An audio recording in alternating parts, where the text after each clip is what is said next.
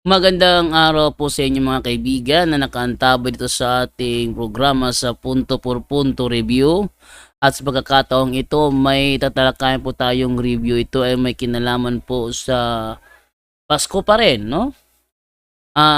Bakit ba ang INC may isang membro nila namimigay ng aginaldo? Namimigay ng aginaldo. Ang aginaldo ba ay bahagi ba ng kanilang katuruan? Yan ang ating aalamin sa episode na ito, kung bahagi ba ng kanilang katuruan ang pamimigay o patanggap ng aginaldo. Kaya wag na po natin patagalin, simulan na po natin. Magandang araw po mga kapuntos, at sa araw na ito po meron po akong tampok na video para sa inyo at sana ay magustuhan ninyo. Kaya sa mga bago pa po sa aming channel, please po don't forget to hit the subscribe button at ang notification bell para maging notified kayo sa bawat video na ilalabas ko sa channel na ito. At bilang kahilingan po ng Punto por Punto team at naway maintindihan po ninyo, sana po wag nyo pong i-skip yung mga ads sa aming mga video. Sa maliit na bagay na po na yan, malaking tulong po yan sa ating programa at sa ating ministry. Sana po maunawaan po ninyo. Maraming salamat po, kaya wag na po natin patagalin. Simulan na po natin.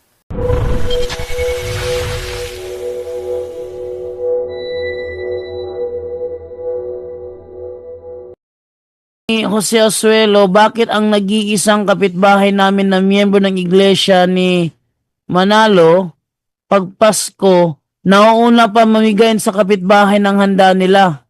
Nagluluto pa ako, kumakatok na ang iglesia ni Manalo upang magbigay. Yan. So, mukhang sa'yo ito, Brother Wendell.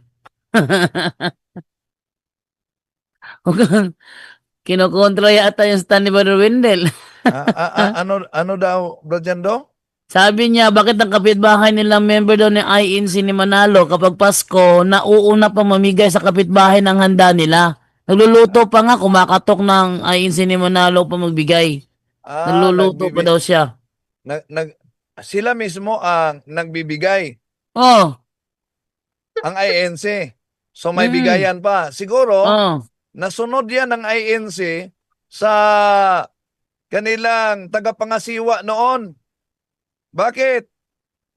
Tuwing Pasko, ang kanilang tagapangasiwa ay nagbibigay din. Ha? May mga pangregalo din ang kanilang tagapangasiwa. No? Sandali ito. Pakita ko sa inyo. Nasa aklat ng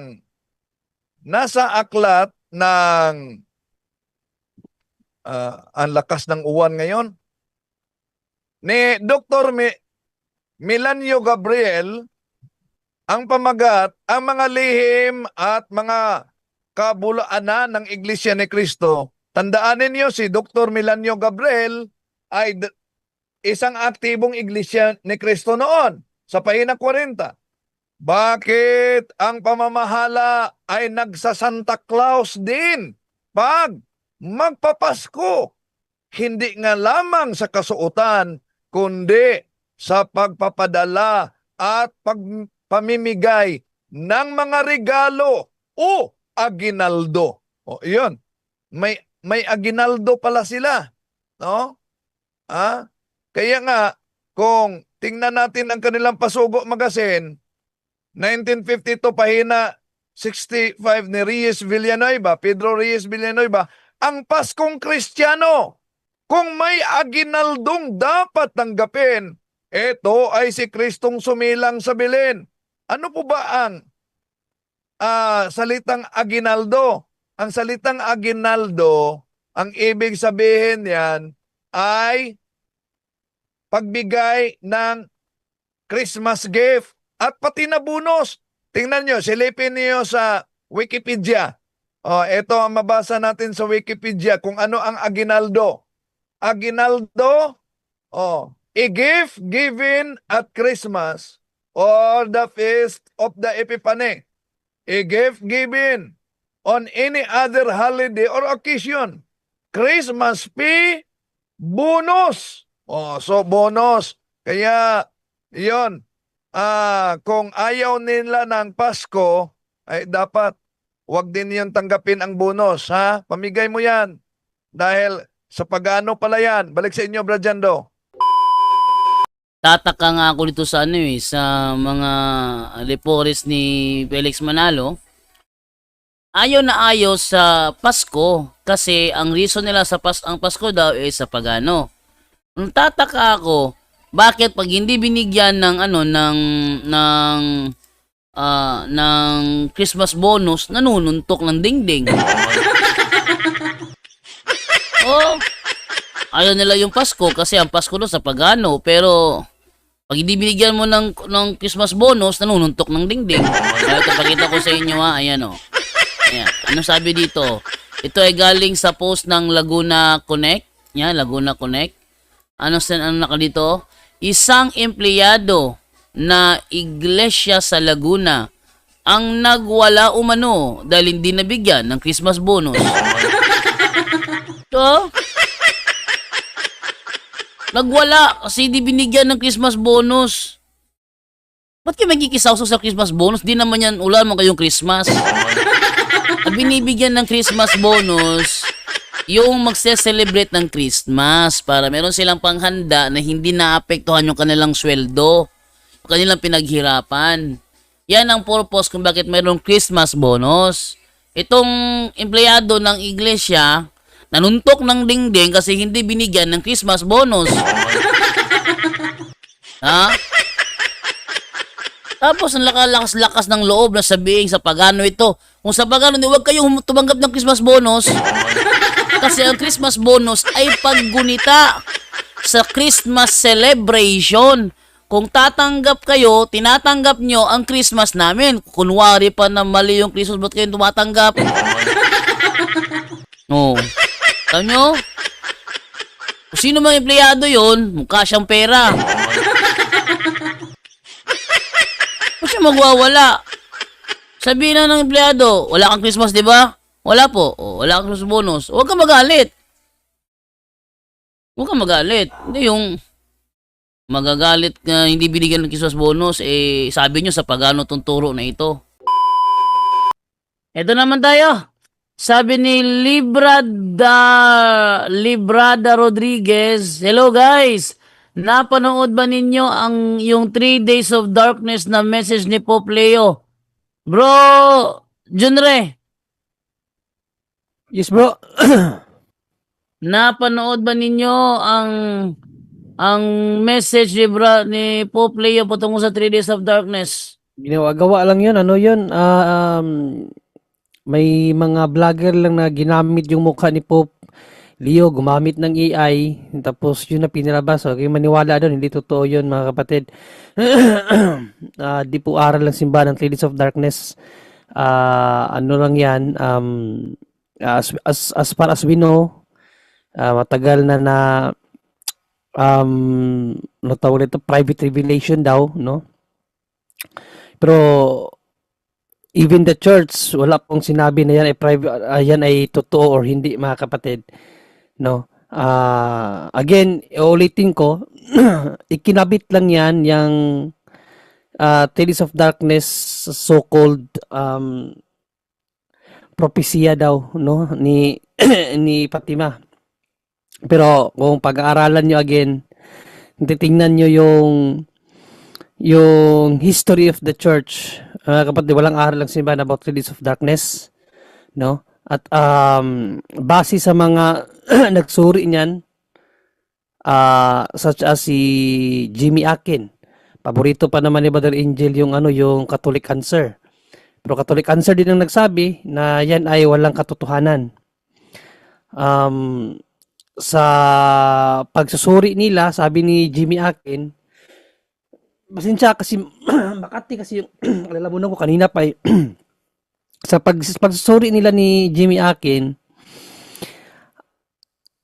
na found out nila na ang itong so-called prophecy na ito hindi galing mismo sa mystic, no, na sino ba yun? Yung pinakaunang, inano niyan, si blessed pa, hindi pa santo, blessed pa si, ano pangalan nun? Nakalimutan ko yung, blessed, Pagini ba yun? Kalimutan ko lang yung specific na pangalan na blessed ng simbahan pero hindi pa canonized as saint, mga kapatid, no? So, mayroon siyang spiritual priest na iniiba ang message nitong sinasabing blessed na ano ng simbahan, beatified ng simbahan. So, yung mensahe na yon, kumalat po yon ever since, kumalat nung pinalabas yan, kumalat, ikinabit doon sa sinasabing mistake. And then, ikinabit naman yan sa mga apparition na kinilala ng simbahan. Like La Salette, like kay Padre Pio, like Akita of Japan, like pinakasikat sa lahat yung sa Fatima. Marami pa pong mga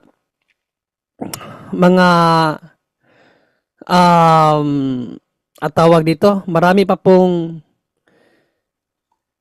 mga site na kinilala ng simbahan na mga legit apparition na ikinabit po ang mensahe na iyan. No? Ikinabit po ang mensahe na iyan. Pero sa mga nagsuri niyan, they found out na ito ay gawa-gawa lang ng isang spiritual father. Spiritual director ng nasabing blessed. Nakalimutan ko lang yung pangalan ng blessed na iyon, no? At yun nga, no, yun ang naging pinaniwalaan ng karamihan, lalong-lalo na ang mga traditionalist. Wala po yung pinagkaiba, mga kapatid, no? Sa pinaniniwalaan noon na ngayon, hindi na. Kasi ang hula is natapos na.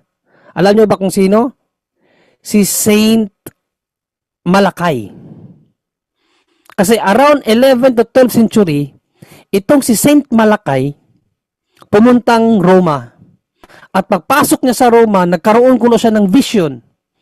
Pinakita sa kanya ang vision na from his time, sa time ni Saint Malakay, pinaniwalaan to ng karamihan Katoliko, maliban sa simbahan.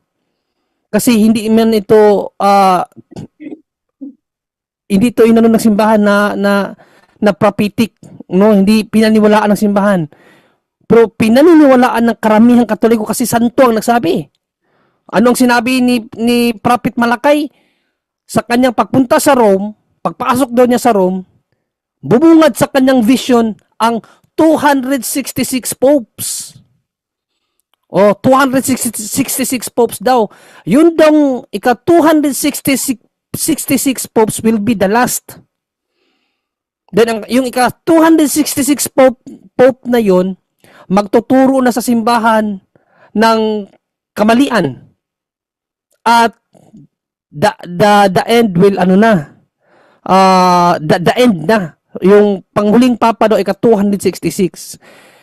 From the time of Saint Pope John Paul II, umuugong na yan. Kasi palapit na, ika-ano na yung si Saint Pope John Paul II ika-64 na yata. Saint John Paul II, Saint Benedict, Saint Pope Francis. So ika-64 na si Pope John Paul II. So sa panahon pa lang ni Pope John Paul II, ang dami ng tulig sa simbahan kasi ang karamihan naniwala sa propesya na yan, mga traditionalist. Mga traditionalist talaga, mahilig talaga yan sa mga prophetic ang traditionalist kasi hindi sila naniniwala sa magisterium. Ang talagang nagpapainit ng issue sa mga prophetic, so-called Tales of Darkness, yung End of the Church, itong mga traditionalist. Sila talaga nagpapainit niyan, no? Makakita ba kayo ng mga obispo na under ng Vatican to na nagpapahayag about 3 days of darkness, mga ano pa prophetic dyan, wala mga kapatid. Pero mga traditionalist na mga obispo, mga kaparian, grabe yan sila magpainit ng apoy para ang tao talaga magkaroon ng kalituhan, hindi na makafocus sa turo ng simbahan, no? So balik lang po natin yung prophetic kuno ni Saint Malakay, na matatapos ang era ng simbahan after ng ika-266 Pope, kasi ang susunod ba sa 266 or ang pinakalas na Pope, yung 66 Pope, yan ang Antichrist. Alam niyo mga kapatid kung sino yung ika-266 Pope natin? Si Pope Francis, na ang daming nagawa sa simbahan. Natapos ba ang simbahan? So ano ibig sabihin? Ginagamit ng karamihan ng mga taong simbahan, nasa loob mismo ng simbahan, na kalaban pala ng simbahan ang mga propesiya na hindi talaga galing sa Diyos. To create To create chaos. Inspired by devil talaga. Kaya nga,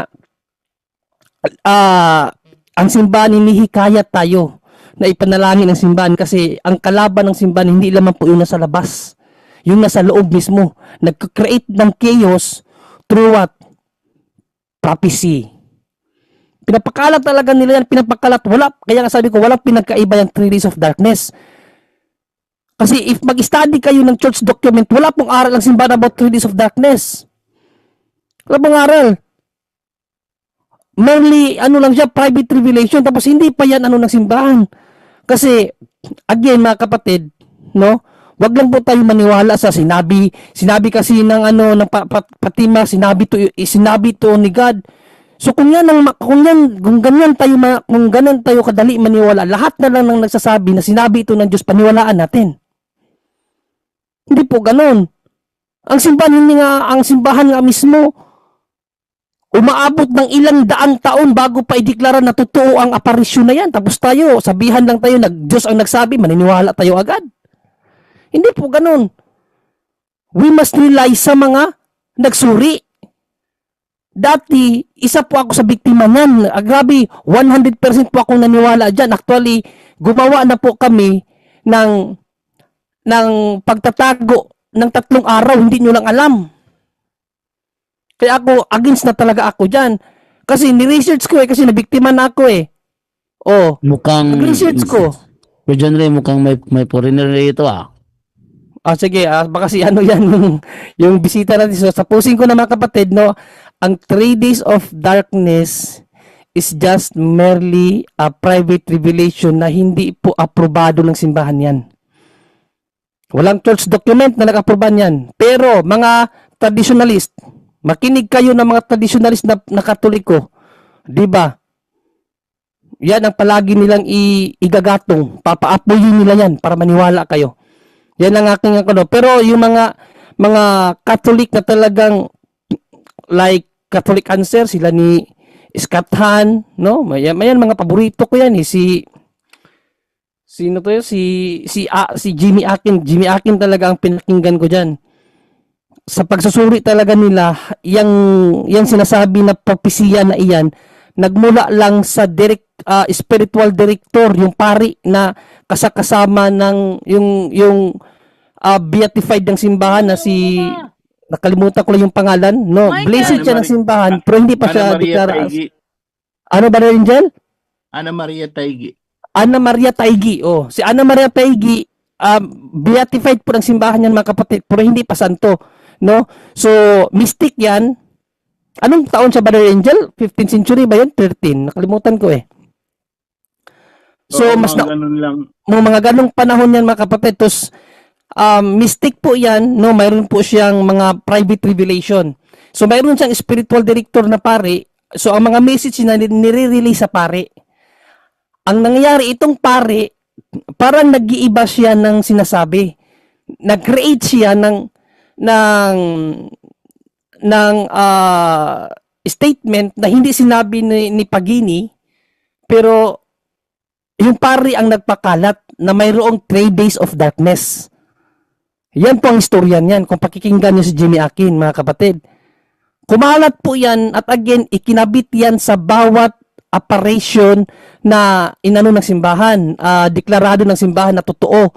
Pati yung mga santo, si Padre Pio, mababasa niyo yan, Padre Pio, yung kay Lazalet.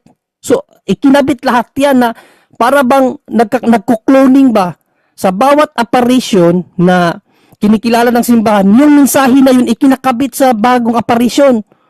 Hanggang sa Japan, si Akita, ikinabit. Hanggang kay, ang pinakasikat talaga si Fatima. Kasi mayroon kasing sinasabi na third secret of Fatima. Yung third secret, inireveal na sa Santo Papa. Sinabi na po ng simbahan, wala pong sinabi about 3 days of darkness, mga kapatid. Wala pong sinabi. Ilang Santo Papa nang nagano, may sinabi ba ang Santo Papa about si 3 days of darkness? Hindi nga, wala nga eh.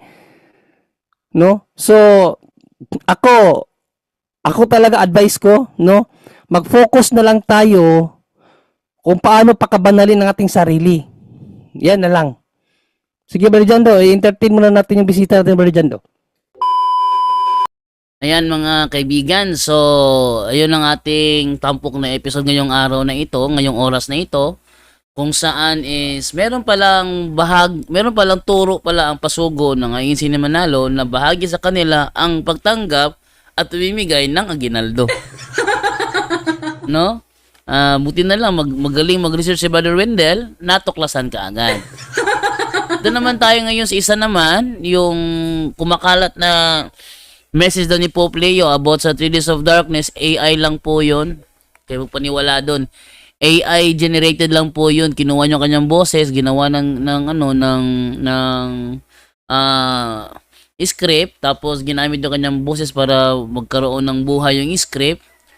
At nalilito na si Pope Leo XIV ang nagbigay ng mensahe.